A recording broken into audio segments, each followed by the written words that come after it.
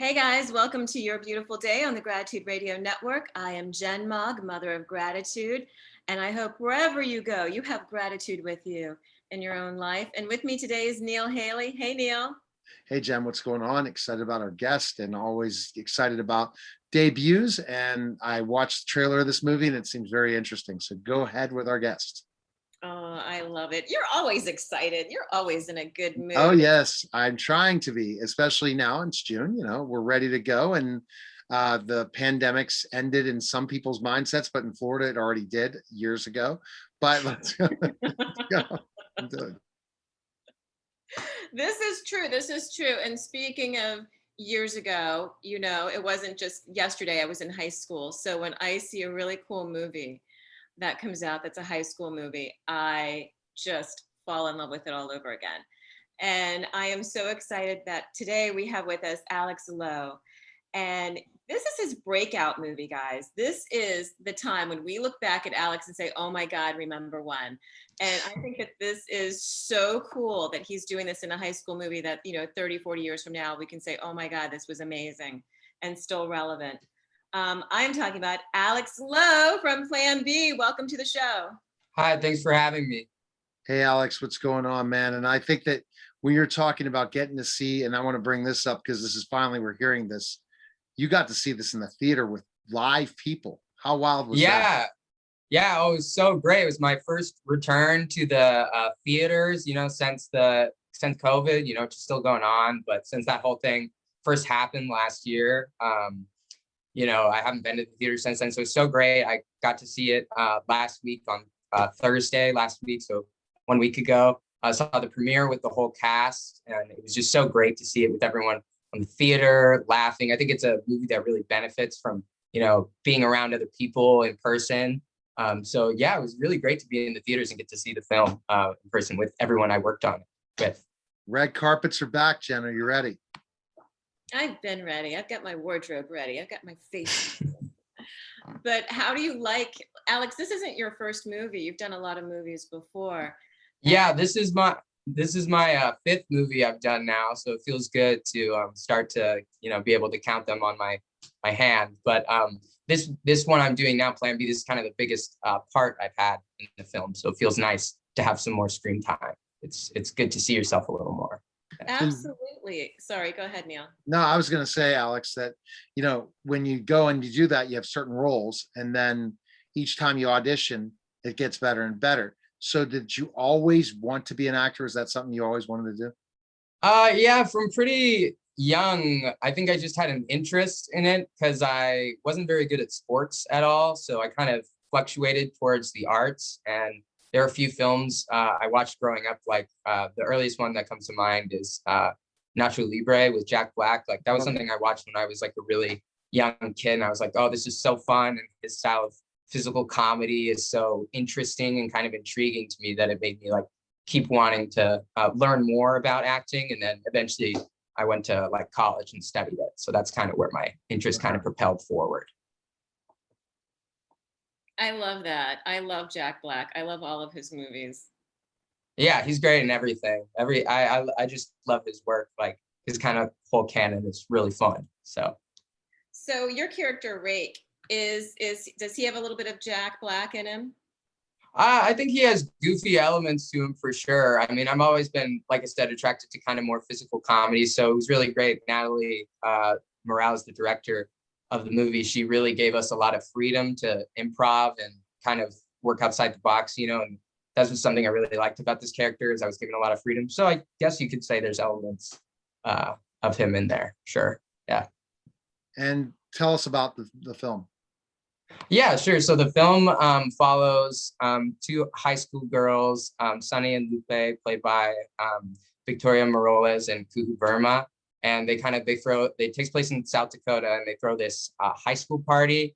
And Sunny, played by Kuhu, she has sex at the party, and she has to go get the Plan B pill. But since they're in South Dakota, they get denied access at the pharmacy. And they have to drive on this crazy road trip adventure to go to the nearest Planned Parenthood, which is like hours away. So I play Rake, which is like Sonny has a crush on this guy Hunter, and I'm his friend. So every time you see us kind of interact, I'm in there. Gotcha. I love it. I absolutely love it. Is there any, gosh, I know this is so exciting.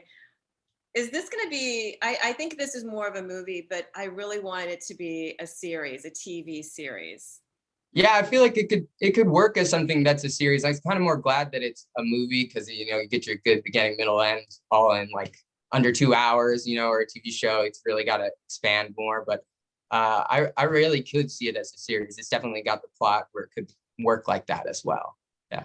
Alex, have you heard anything about it being a TV series eventually? Not on my end. I haven't heard anything, but you never know.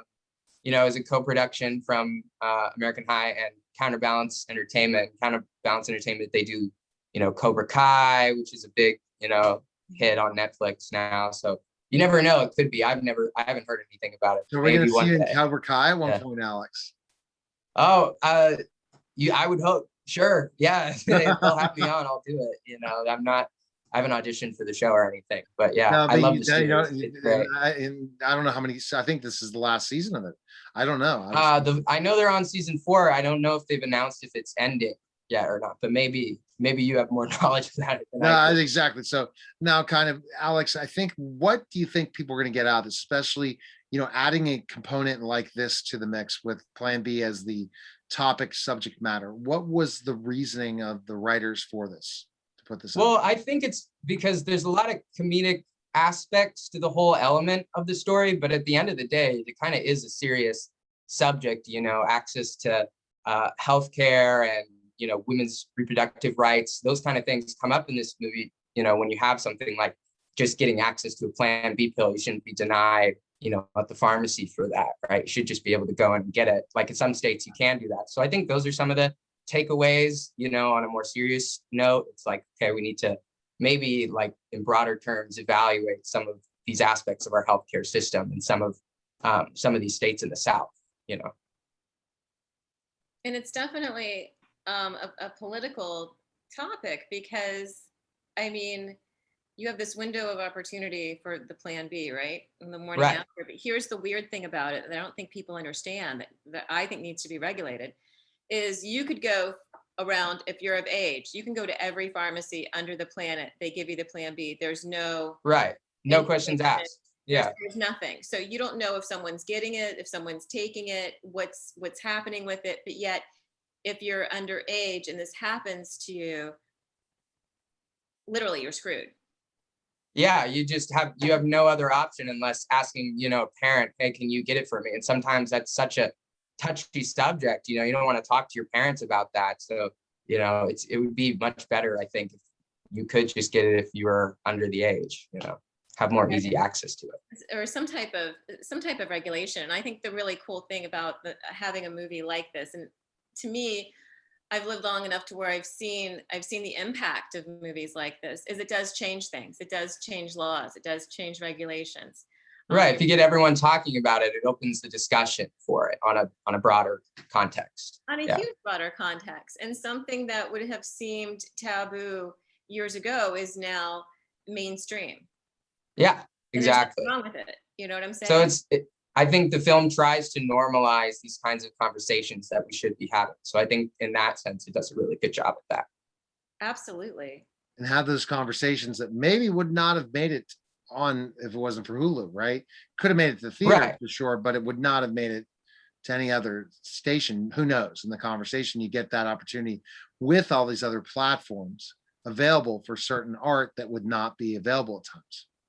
Yeah, I was talking to this with someone else about this the other day. Is I think that's something that's really great with streaming services, is kind of all this new content that's able to come into the fold of everyone seeing it, right? Whereas before it was just kind of a few.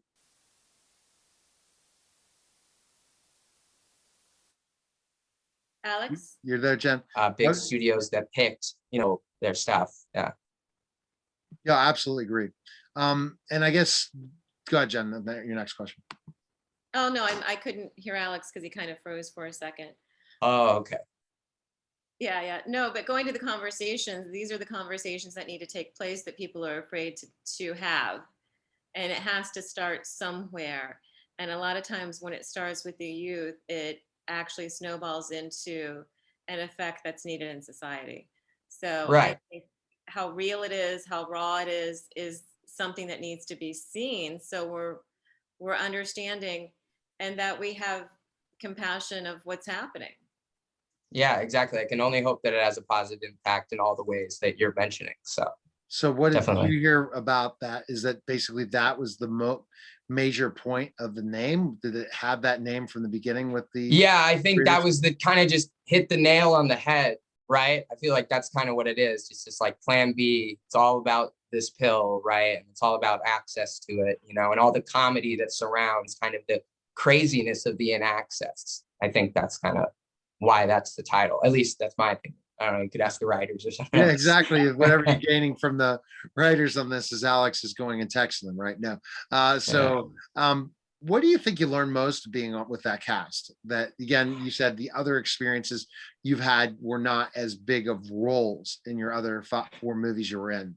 What did you Right. think So about the this cast? one, Mhm. yeah, with this one, I think I got to spend a lot more time with the core cast, whereas before in a lot of these films, just a couple of days, and it's usually with people who are older rather than my same age. But all these people I worked with who were in the high school scenes, like like I was saying, Victoria and Kuhu and Michael Provost and Gus Burney and Hannah Hayes, like they're all, and Mason Cook, like these are all people who were part of the kind of ensemble cast of high schoolers who make up this movie, and just a lot of them have had a lot of years, in this industry since they were a kid. So me kind of just doing it more recently was interesting to kind of hear a lot of their advice from being in the industry for a lot of years, even though they're my same age, and hearing, kind of their inputs and what they have to say about, acting or like what it's like in LA, those kind of things.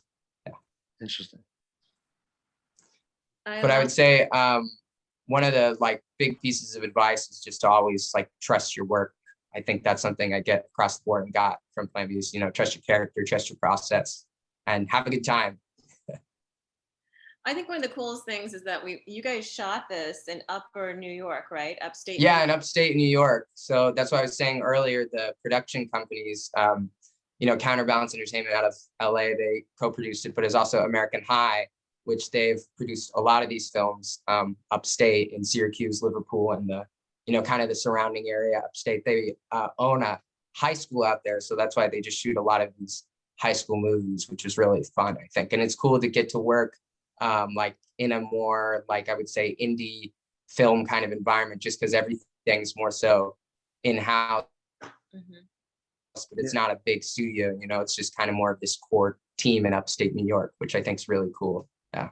Definitely. What other films have you been in? Most recently I did The Binge with Vince Vaughn. So that was really cool because I grew up watching Vince Vaughn. It was Right. just like the Wedding Crashers, right? And getting to share screen time with him and share scenes. That was probably one of the best experiences I've ever had in my life. So getting to work on that film was awesome. I also did Big Time Adolescence, which is also on Hulu with Pete Davidson. And I've worked with him in two different films. So it's really great to get to work with him once and then get to work with him again. So those are some of the names of people I've really loved to work with. Yeah. So that's pretty good early in your career to be able to get these opportunities, right?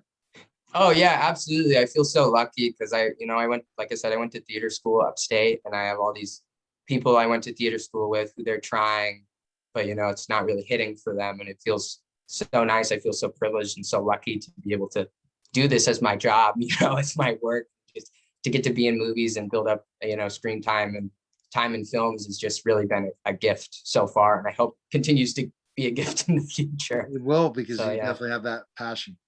God, Gemma, the next Yeah, one. oh, definitely. I mean, I describe as like every time I'm on set, it feels like I'm on on a drug, but it's really just being on set, it brings this kind of energy to it, that every time I'm not on set, I'm like yearning to be back on set. Like, oh, when can I do that again? You know what I mean? So I think it's something I'll always be chasing. Yeah. There is no life like set life. I don't care Yeah, who you truly. are, where you're from. There is nothing like being on a set ever. You can Yeah, live there. And truly. It's universal in that sense. Yeah. I mean, it's addicting. And I think that's why a lot of us, I hail from theater. I still go into theater.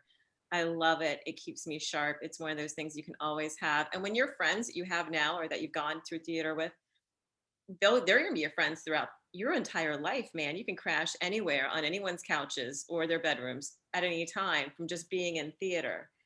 Yeah, And absolutely. In theater, I feel like you really build those bond with people as you're creating a show for so long. You know, you build those kind of lifelong relationships that even when the show closes and you all go your separate ways, you always kind of have built that bond that you can sometimes go back to, you know, like you're saying, crash on someone's couch or something like that. You still have that connection.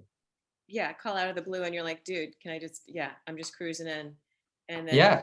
there you are. And it's theater that I've only seen that to the extent that I have.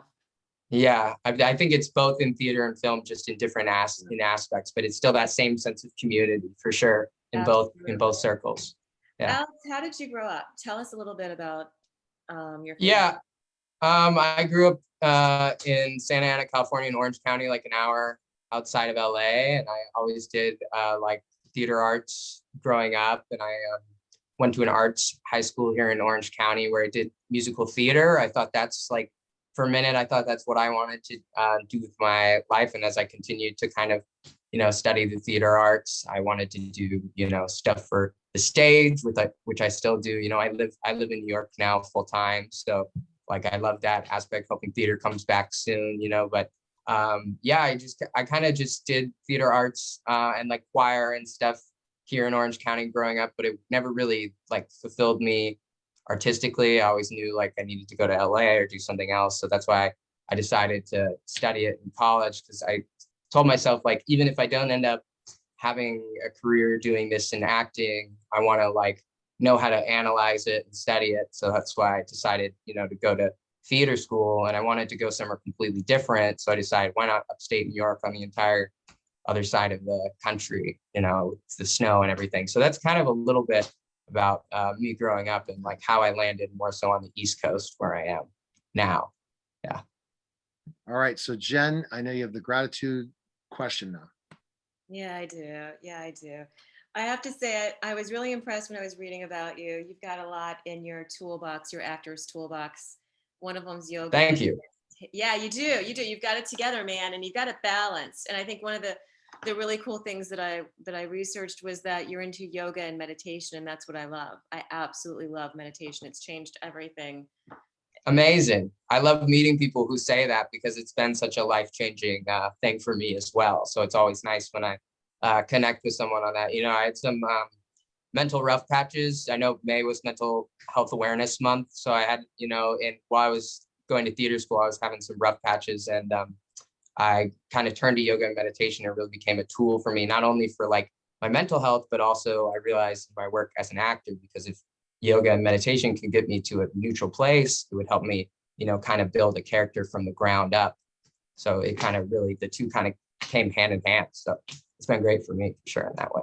That's cool, and that's had to up your game because you do martial arts as well, right?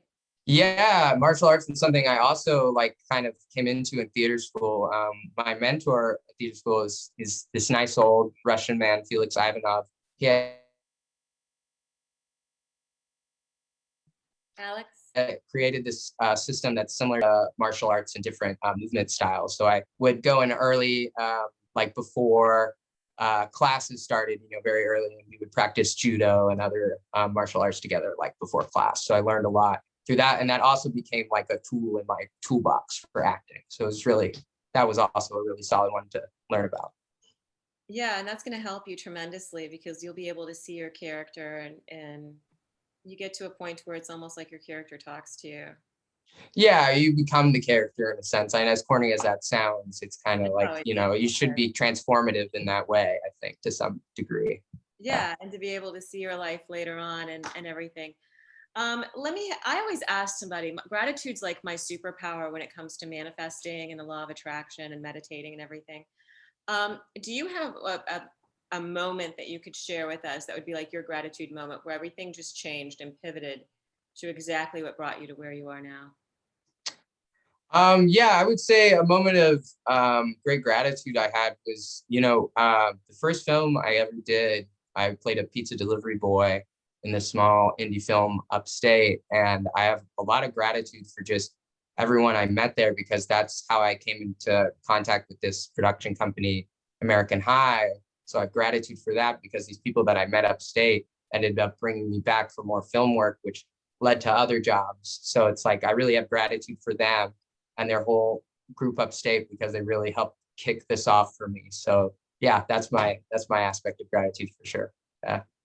Cool. Because yeah, this is different. This, I don't think a lot of people understand in the entertainment and film industry. It's not it's nothing of monetary value. It's the value is relationships that you build. Absolutely. And I think that's carried over to every set I've ever been on. Like, I really try to have gratitude for every single person that works on every movie. You know, I'm always, when I watch a movie in theaters, I'm watching it to the very end, to the very, very end of the credits, because now that I've worked on a set, it's like every single person here I have gratitude for, and they all matter because they're all helping create, you know, this final product. So it's like we should show respect and gratitude to all of them. So I always try and spread that good energy on set. I love that. I love that. Yeah, because nobody understands like thousands of jobs are created in creating something that's like this. Yeah, absolutely. There's so many people working behind the scenes that never get mentioned. So it's always good to give them a shout out. And did you guys film this during COVID or after COVID or We before? did actually film it during COVID. So it was slated to start in that like first week of March, when all the news, you know, was announced nationwide that everything's going to be shut down. So obviously it got delayed, and we ended up shooting September, like October, November, kind of in there, in that same year in 2019. So yeah, it was still during COVID. Like, we had to get tested every single time we went on set. We did a rapid test. We were all wearing face masks the entire time, except for the main actors. Like, right when we would do rehearsal, before we shot the takes, we were just wearing face shields, right? So we would always be wearing masks, but right before for rehearsal, the A team would wear just face shields, and then a PA, like right before we yelled action, would grab the face shields, and we would do the take. So everyone was very, very safe. We didn't have any issues the whole time. I think they handled it beautifully, as perfect as they possibly could. But it definitely was still interesting shooting something during COVID, and kind of just, you know, keep your distance, don't socialize as much as you usually do, you know, kind of thing. So it was interesting for sure. All right, Refrain from Jen. all the hugging. Yeah, no hugging, just elbows, you know, just trying to be safe. Right. All right, I can't believe how our time is almost running out. So Jen, go ahead and finish it, close Aw. it out. Thanks. Well, Alex, where can people find you? Because this is one of Yeah, my you can favorite parts. follow me on Instagram at Alex Low Yo. Yo! So Alex Low Yo. Yeah, that's okay. So you can follow me there. That's the only social media I use, but that's where I update about all my films and other projects. So follow me on there if you want to Awesome. Fantastic. And learn more about Alex, me. Okay. if somebody wants to, if a producer or director is watching this, how can they get in contact with you? Yeah, they can, on my Instagram, there's a link to my talent agent. Also, my IMDb page has like my reel and all that. So I'm sure you can find me through the pipeline somewhere there. I would hope that would be the best. Yeah, And what are that you would be the doing best next? way. What are you doing next? I'm working on this clown and physical theater piece that I'm gonna perform sometime over the summer in New York, as well as a series of play readings. So that's kind of the shortest thing I have on the horizon. I'm really excited now that we can start to do those small kind of things again. That's the thing, the next thing. Yeah. Good, you're keeping yourself sharp Yeah. time that you're on the set. Oh, for sure. Yeah, just gotta stay busy. Love doing the art, so just keep doing it, right? Keep Yeah. doing Right. it. Awesome. Keep doing it and don't stop. Well, we have had such an amazing day today, haven't we, Neil? We have. Yeah, it was great to meet both of you, Jen and Neil. Thank you so much for having me. I had a great discussion with you guys. It was awesome. Thanks so much. Oh, thank you. And thank you, Neil, so much for being with us today. And wherever you go, bring gratitude with you. We've been talking with Alex Lowe, where you can find him at Alex Lowe Yo. I love that. It's like my favorite thing in the world. This is his breakout movie, guys. So go ahead and book him while you can, because you're not going to be able to afford him later. Yeah, and watch Plan B on Hulu, out now on Hulu. Yeah. Gotta watch Yeah. Plan B, because what's going to be your Plan B for tonight? Watching the movie on Hulu. There you go. Yeah. All right, Yeah. Jen. So we just want to remember that you guys are blessed, you're loved, and you're sacred. Have a beautiful day. Mwah. I love you.